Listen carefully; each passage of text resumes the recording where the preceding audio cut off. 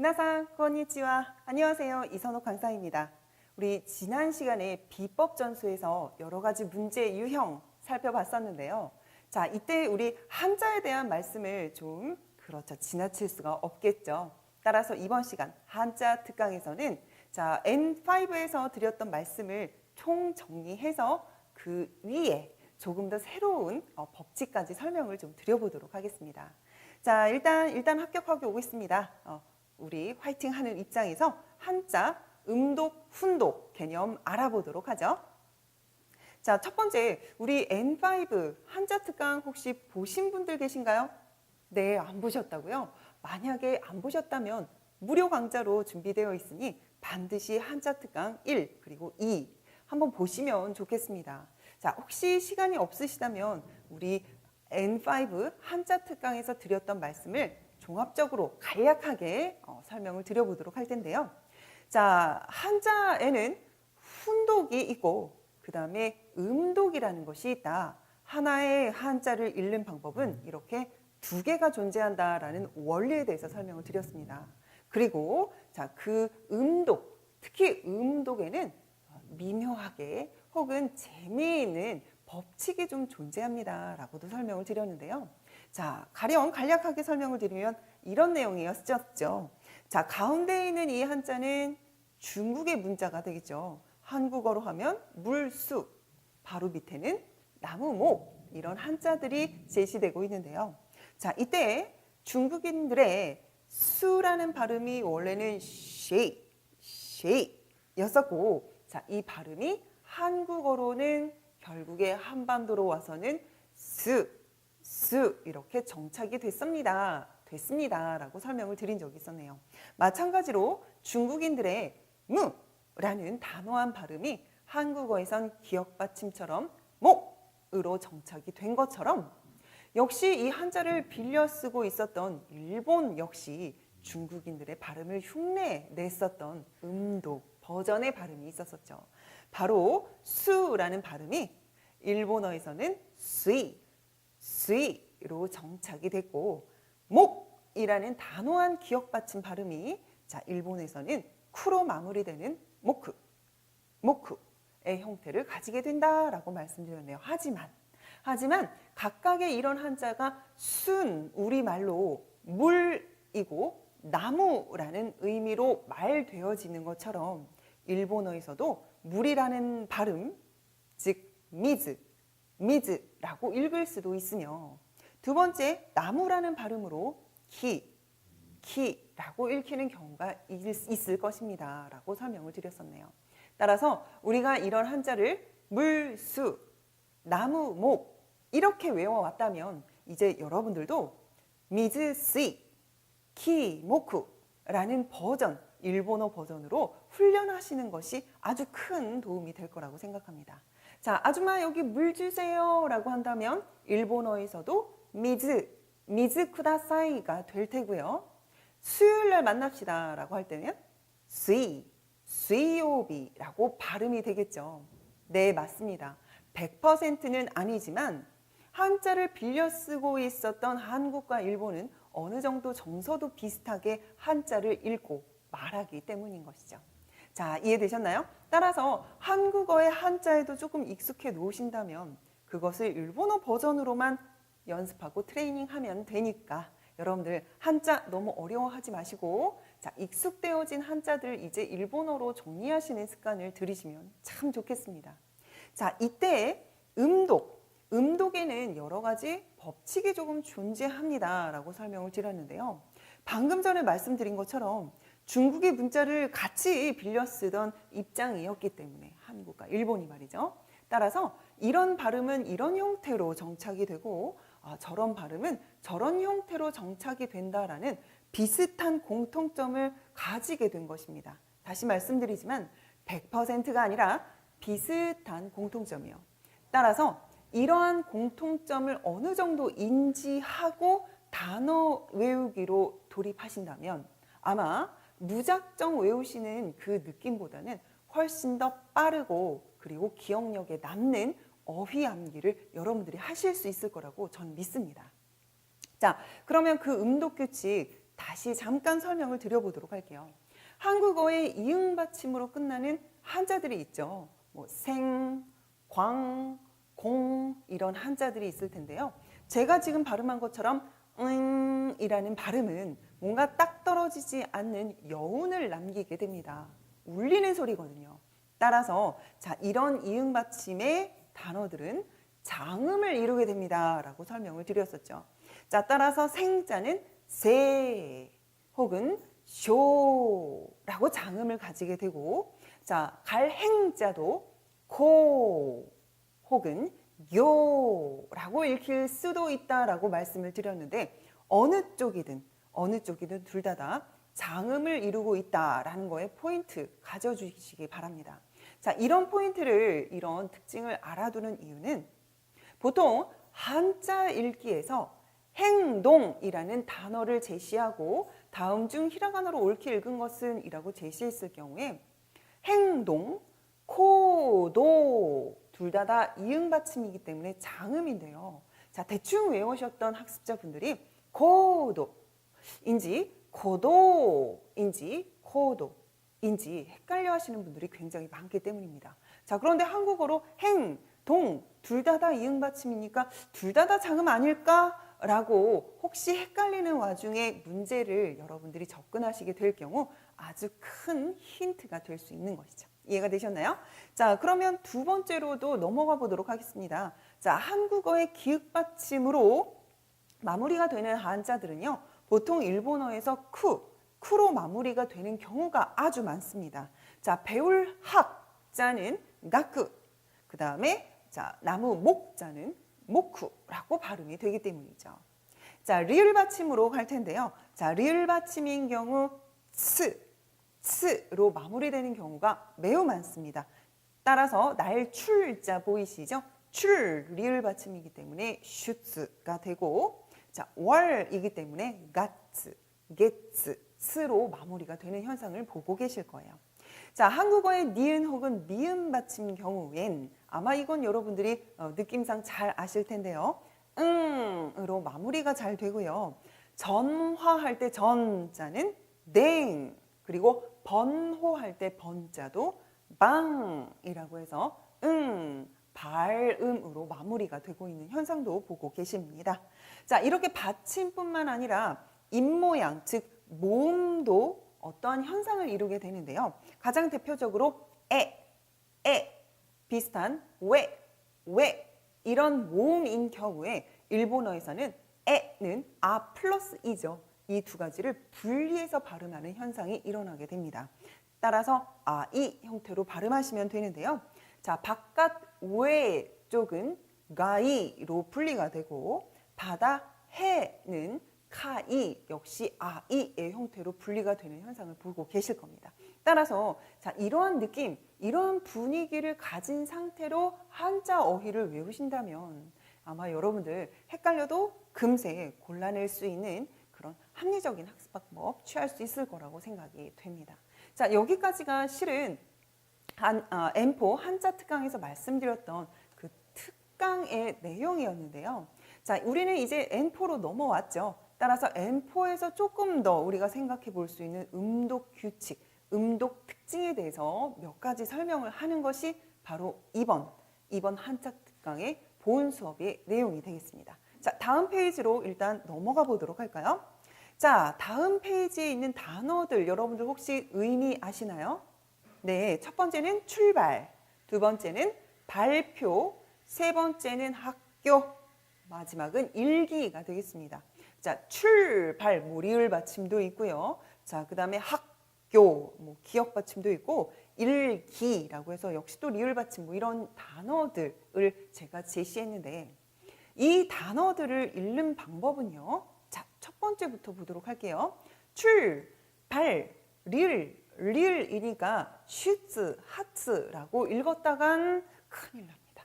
자, 슈츠, 하츠가 아니라 슛이라고 해서 츠가 갑자기 작은 초음으로 바뀌고 발음이 강해지는 현상까지 나타나는데요.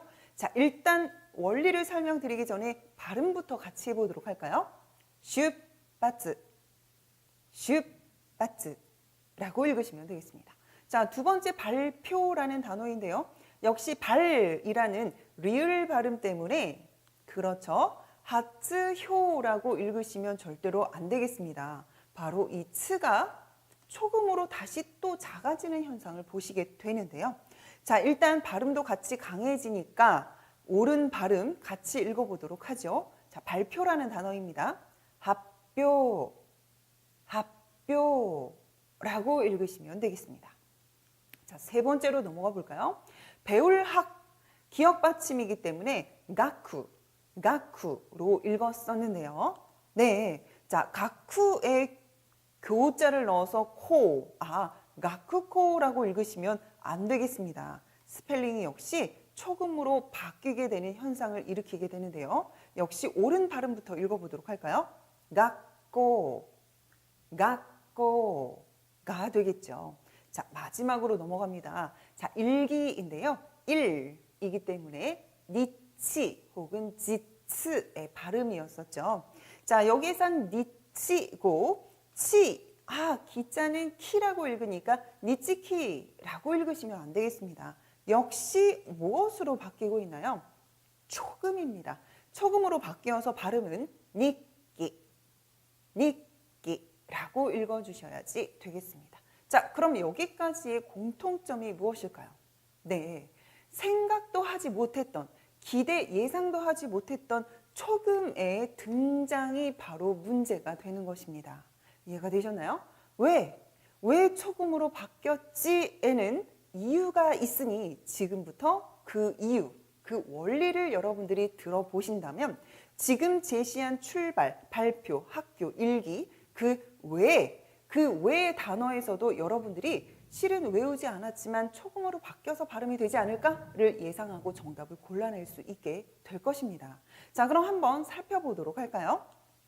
자, 첫 번째, 이 원리를 설명하기 위해서는 여러분들이 무성음과 유성음이라는 개념부터 좀 인지하셔야 되겠는데요. 자, 무성음이란 뭘까요? 성대가 없어도 낼 수 있는 소리입니다. 자, 그럼 유성음은 뭘까요? 성대가 있어야, 즉 이 성대를 울려서 내는 소리가 되겠습니다. 자, 여러분들 좀 따라서 해보실까요? 네, 목이, 즉 손이 느끼는 진동이 굉장히 클 텐데요. 역시 또 따라서 한번 해볼까요? 크, 트, 스. 이런 발음은 성대가 절대로 울리지 않습니다. 왜냐고요? 바람 소리거든요. 바람이 나가면서 내는 소리이기 때문에 이것을 성대가 없어도 내는 소리, 무성음이라고 합니다. 자, 그래서 일본어의 무성음은 카키쿠케코, 사시스세소, 타치츠테토, 그리고 하히흐헤호, 이 네 개의 행이 무성음이 됩니다. 따라서 여러분들 히라가나 맨 처음에 암기하실 때 발음 규칙 땡땡 탁점 기억나시나요? 이 네 개의 행에 탁점을 붙이면 카키쿠케코가 아니라 가기그게고, 사시스세소가 아니라 자지즈제조, 타치츠테토가 아니라 지즈되도, 그리고 하히흐헤호가 아니라 바비브베보, 즉 탁점을 붙이면 이 네 개의 행이 모두 다 유성음으로 바뀌었었습니다. 그렇죠. 바로 탁음은 유성음으로 바꾸세요라는 발음 규칙이었었던 것입니다. 여기까지 이해가 됐나요? 네. 자, 그러면 지금부터 설명 들어갑니다. 자, 무성음은 본디 무성음은 크, 트, 스, 바람 소리로 내야 하기 때문에 발음하기가 다소 어렵습니다. 그렇죠. 힘이 들어갑니다. 따라서 이 말하는 데 있어서 이런 무성음을 내는 것이란 굉장히 좀 귀찮고 그리고 까다로운 내용이었는데요. 바로 이 무성음이 뒤에 따라 나오는 순간 초금이 생성이 되는 것입니다. 자, 일단 첫 번째 원리부터 설명을 드려볼 텐데요. 자, 츠가 초금으로 바뀌는 그 타이밍은 바로 뒤에 무성음의 스펠링이 올 때 그렇게 되는 것입니다. 자, 구체적인 단어 살펴보도록 할까요? 발자가 있었습니다. 우리 아까 발, 리을 받침이기 때문에 하츠라고 마무리됩니다 라고 설명을 드렸는데요. 자, 뒤에는 전화할 때 전, 즉 냉이라는 글자가 왔죠. 자, 그런데 냉이라는 글자의 첫 번째 발음을 한번 살펴보도록 할까요? 원래 태여서 무성음이었지만 지금 이미 땡땡, 즉 탁점이 붙어 있기 때문에 유성음화 되어 있는 상태죠. 네. 이해가 되셨나요? 자, 그러면 츠라는 글자가 유성음과 만난 형태입니다. 발음하기가 어렵지가 않습니다. 따라서 스펠링의 변화 없이 발전기를 돌리다, 발전이라고 하는 단어를 읽을 때는 그냥 그대로 하츠댕이라고 읽으시면 돼요. 자, 그런데 뒤에 탱이 왔습니다. 발전적이다 할 때 전자는 태라는 무성음으로 존재하거든요. 자, 따라서 이 츠의 발음이 무성음과 만나는 이 시점에서 하츠탱 하기가 너무 힘들었던 것이죠. 자, 따라서 스펠링이 초금으로 바뀌면서 핫땡으로 바뀌게 되는 것입니다. 이해가 되셨나요? 자, 그래서 첫 번째 우리가 기억해야 할 규칙은 츠가 무성음과 만나는 경우에는 초금으로 바뀐다라는 사실을 정리해 두시면 좋겠습니다. 자, 한 가지 더 한번 해보죠. 자, 출자는 슈츠인데요. 자, 나타날 현자는 갱이라고 읽거든요. 자, 그래서 출현하다, 출현이라는 단어는 어떻게 읽으면 좋을까요? 그렇죠. 슈츠갱이라고 그대로 읽으시면 되는데 출자에 발자가 붙습니다. 우리 하라는 글자 무성음이죠. 따라서 슈츠가 아니라 슛으로 바뀌면서 같이 발음까지 강해지는 슛바츠라는 발음이 형성이 된 것이죠. 슈츠하츠 하면 너무 힘들기 때문에 생겨난 현상이 되는 것입니다. 자, 이번에는 두 번째 원리로 넘어갈 텐데요. 자, 이번에는 쿠로 끝나는 글자가 뒤에 같은 패밀리인 카키쿠케코의 글자와 만나는 경우 초금으로 바뀌는 현상이 다소 있습니다. 꽤 많습니다. 다시 한 번 더 말씀드리지만 100%는 아니나 이런 현상이 일어나는 것이 일반적입니다 라는 설명을 드리고 있습니다. 자, 그러면 예를 들어서 한번 살펴보도록 할까요? 자, 배울 학자 가쿠라고 읽는데요. 뒤에 몬이 붙었네요. 자, 우리 모라는 글자는 유성음이죠. 같은 패밀리의 카키쿠케코 글자가 아닙니다. 따라서 학문이라는 단어를 읽을 때는 가쿠몽이라고 읽어주시면 돼요. 자, 그런데 학이라는 단어 뒤에 카키쿠케코, 같은 패밀리의 크 발음의 글자가 왔습니다. 자, 그러면 카크코라고 발음하기 힘들기 때문에 따라서 쿠를 초금으로 바꾸어서 가꼬라고 발음하게 되는 것이죠. 충분히 발음이 쉬워졌기 때문에 스펠링도 초금으로 바꾸어서 이렇게 유지를 하고 있는 것입니다. 한 번 더 살펴보도록 할까요? 자, 그런데 여러분들 잘 기억해 주세요. 배울 학자의 사시스세소의 발음이 온다. 즉, 발음이 뒤따라 나올 때는 역시 같은 행의 글자가 아니기 때문에 스펠링은 변하지 않겠죠. 스펠링은 이 형태 그대로 써주게 됩니다. 자, 여기까지는 당연한데요. 반드시 주의할 것이 뒤에 사시스세소의 글자가 오는 경우 실은 발음하기가 가쿠세 힘들거든요. 하지만 같은 행은 아니거든요. 따라서 스펠링은 그대로 유지하는 상태에서 발음만 초금처럼 바뀌게 되는 것입니다. 따라서 학생이란 단어를 가쿠세라고 배우지 않고 그동안 갓세라고 발음했던 것은 바로 같은 행의 글자가 아니어서 스펠링은 바뀌지 않으나 발음만 초금으로 바뀐 형태라고 여러분들이 기억해 주시면 되는 것이죠. 반드시 기억해 주세요. 사행으로 바뀌었을 경우에 스펠링은 그대로 유지가 된다라는 사실입니다. 자, 따라서 여러분들이 가격을 묻고 대답할 때 6천이란 단어도 로크에 천이라는 단위 센이 붙어서 스펠링은 그대로 로쿠센이라고 쓰지만 발음은 록센, 록센이라고 했었던 것도 바로 이런 이유에서 있었던 내용이 되는 것이죠. 자, 따라서 반드시 기억해 주세요. 쿠 다음에 사, 시, 스, 세, 소, 스 발음이 오는 경우에는 스펠링은 그대로 발음만 초급니다 라고 기억해 주시면 좋겠습니다. 자, 따라서 이런 원리에서 왜 예상도 못했던 초금이 등장하지? 나 한자 발음 규칙에서 이런 거 공부한 적 없는데, 나 이런 단어 외운 적 없는데 어떨 때 생기고 어떨 때 다시 치지라고 절대로 당황하지 마시고, 제가 알려드렸던 이 원리에 의해서 지금 같은 경우는 스가 초금으로 바뀌어서 발음이 될걸 이라는 예상을 가지시면서 어휘에 접근하신다면 앞으로도 한자어에 큰 자신감을 가지실 수 있을 거라고 저는 믿습니다. 자, 마지막으로 아까 제시했었던 단어들, 이 원리, 이 법칙을 그렇죠, 복습하고 떠올리면서 한번 발음해 보면서 맞춰보도록 하겠습니다. 자, 첫 번째 출발이라는 단어부터 시작할까요? 슈바츠, 슈바츠. 발표가 되겠네요. 학교, 학교. 학교가 되겠습니다.学校,学校. 그리고 일기라는 단어이죠. 닉기, 닉기 라고 읽어주시면 좋겠습니다. 자, 이번 시간도 수고 많으셨습니다.